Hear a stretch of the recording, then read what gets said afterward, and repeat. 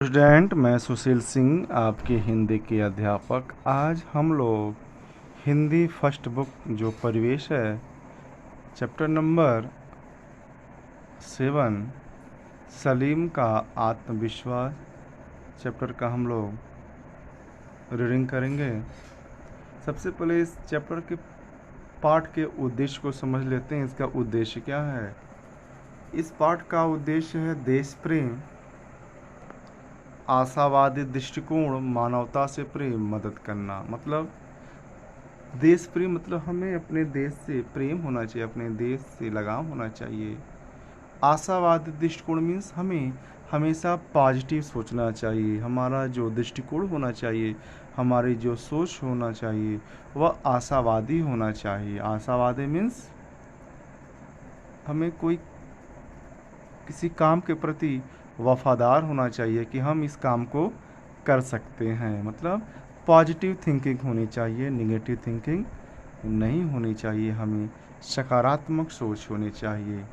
मानवता से प्रेम मतलब हमें उन लोगों की भी मदद करनी चाहिए जो सक्षम नहीं है, गरीब हैं, वह पढ़ाई नहीं कर सकते हैं या उनके माता पिता अपने बच्चों को पढ़ा नहीं सकते, तो ऐसे बच्चों को भी हमें क्या करनी चाहिए? उनकी मदद करनी चाहिए। मानवता से प्रेम, मनुष्य से हमें प्रेम करना चाहिए। उनके सुख दुख में हमें सहभागी बनना चाहिए, उनकी मदद करनी चाहिए। ठीक है, आइए हम इस चैप्टर का रीडिंग करें। सलीम का आत्मविश्वास। सलीम एक लड़का है जो बहुत ही गरीब परिवार का है। वह हकलाता है, वह अच्छे तरीके से बोल नहीं पाता और उसके माता पिता के पास इतने पैसे नहीं हैं कि जो अपने बच्चे को पढ़ा पाए। आइए चलिए इसका रीडिंग करते हैं। यह स्कूल है, बहुत से छुट्टी हो चुकी है। 14 नवंबर का दिन था। तो जैसा कि आप जानते हैं 14 नवंबर को चिल्ड्रेन डे के रूप में मनाया जाता है, बाल दिवस के रूप में मनाया जाता है। चलिए इसका रीडिंग करते हैं हम लोग। 14 नवंबर का दिन था। आज विद्यालय में बाल दिवस धूमधाम से मनाया जा रहा था। सभी बच्चे बहुत खुश थे। कुछ बच्चे खेल रहे थे तो कुछ चाट पकौड़ी खा रहे थे तो कुछ झूले झूल रहे थे। अंकित भी आज बहुत खुश था। तभी पूरी छुट्टी की घंटी बजी और सब बच्चे अपने अपने घर जाने लगे। अंकित को लेने उसके ड्राइवर अंकल आए थे। उनका नाम अहमद था। वे उसके घर के पीछे बने मकानों में ही रहते थे। अंकित ने जैसे ही ड्राइवर अंकल को देखा तो वह भी उछलता कूदता गाड़ी के पास पहुंच गया। आज गाड़ी में ड्राइवर अंकल का बेटा भी था। उसे देखकर अंकित बहुत खुश हुआ। क्या नाम है तुम्हारा? अंकित ने पूछा। सलीम, उसने हकलाते हुए बताया। कौन सी कक्षा में पढ़ते हो? सलीम कुछ नहीं बोला। तो ड्राइवर अंकल ने बताया, बेटा सलीम को हकलाने की बीमारी है, उसे पढ़ने लिखने में भी कठिनाई होती है। वैसे भी हमारे पास इतना पैसा नहीं है कि हम इसकी पढ़ाई पर खर्च कर सकें। ड्राइवर अंकल की बात सुनकर अंकित सन्न रह गया, मतलब चुप हो गया। बोला, नहीं अंकल, सलीम को हमारे प्रेम और सहारे की ज़रूरत है। सभी बच्चे एक से नहीं होते। अंकित ने मन में निश्चय किया कि वह सलीम की अवश्य सहायता करेगा। उसने सलीम से पूछा, क्या तुम पढ़ना चाहोगे?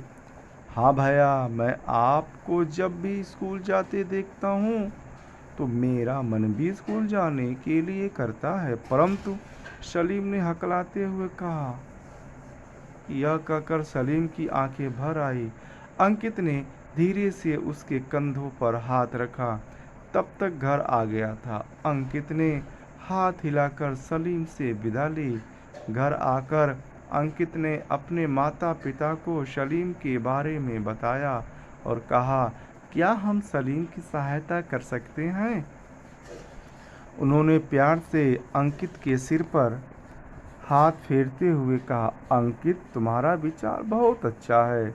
हम अवश्य ही सलीम की सहायता करेंगे। अगले दिन अंकित के माता पिता ने सलीम का दाखिला पास के ही एक विद्यालय में करा दिया। अंकित ने भी अपने जेब खर्च के जुड़े हुए पैसों से सलीम के लिए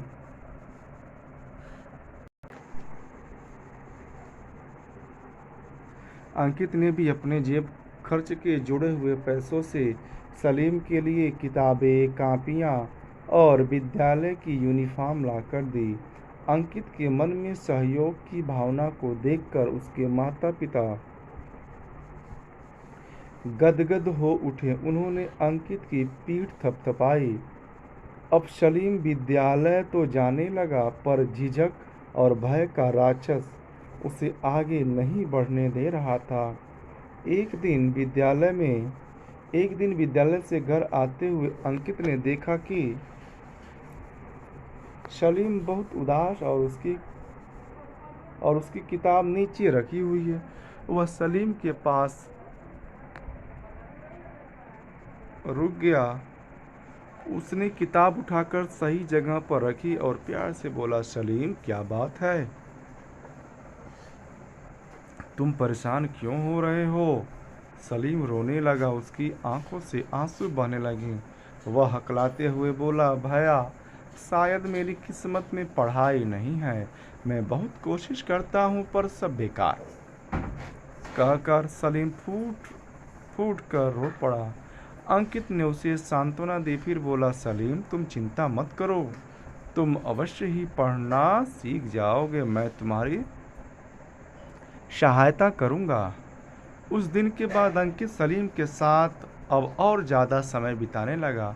एक दिन अंकित ने देखा कि सलीम धीरे धीरे गुनगुना रहा है। उसे सलीम की आवाज़ बहुत ही मधुर लगी और गाते समय उसकी आवाज़ उतनी नहीं अटक रही थी। उसने विद्यालय में सलीम से कहा, सलीम, तुम्हारी आवाज़ तो बहुत सुंदर है। क्या तुम अगले महीने विद्यालय में होने वाली गायन प्रतियोगिता में भाग लोगे? यह सुनकर सलीम सन्न रह गया। फिर बोला, भैया, मैं किसी प्रतियोगिता में भाग कैसे ले सकता हूँ? अंकित बोला, क्यों नहीं ले सकते? तुम्हारे अंदर तो प्रतिभा है, तुम अवश्य ही गा सकते हो। ऐसा कहकर अंकित सलीम को गाने के लिए प्रोत्साहित करने लगा। वह मान गया और उसने गाना शुरू किया, परंतु थोड़ा सा गाकर रुक गया। अंकित ने भी हार नहीं मानी, क्योंकि उसने सलीम को अच्छी तरह परख लिया था। वह लगातार सलीम की हिम्मत बढ़ाता रहा। धीरे धीरे सलीम के अंदर आत्मविश्वास उत्पन्न हो गया। वह और गाने का अभ्यास करने लगा। धीरे धीरे दिन बीतते गए और सलीम की प्रतिभा निखरती चली गई। गायन प्रतियोगिता का दिन भी आ गया। उस दिन सलीम और अंकित के साथ साथ उनके माता पिता भी सलीम के विद्यालय गए। सलीम डगमगाते हुए स्टेज की ओर बढ़ा। सभी ने तालियां बजाकर उसका हौसला बढ़ाया। सलीम की मधुर आवाज़ में देशभक्ति का गीत सुनकर सबकी आंखें नम हो गईं। कुछ देर बाद प्रतियोगिता का परिणाम घोषित हुआ, जिसमें सलीम को प्रथम पुरस्कार मिला। विद्यालय के प्रधानाचार्य, सभी अध्यापक अध्यापिकाएं और विद्यार्थी सलीम की प्रशंसा करने लगे और विद्यालय का प्रांगण तालियों की गड़गड़ाहट से गूंज उठा। उस दिन के बाद सलीम में हर चीज़ के प्रति आत्मविश्वास उत्पन्न हो गया। अब उसके पढ़ाई में भी अच्छे अंक आने लगे।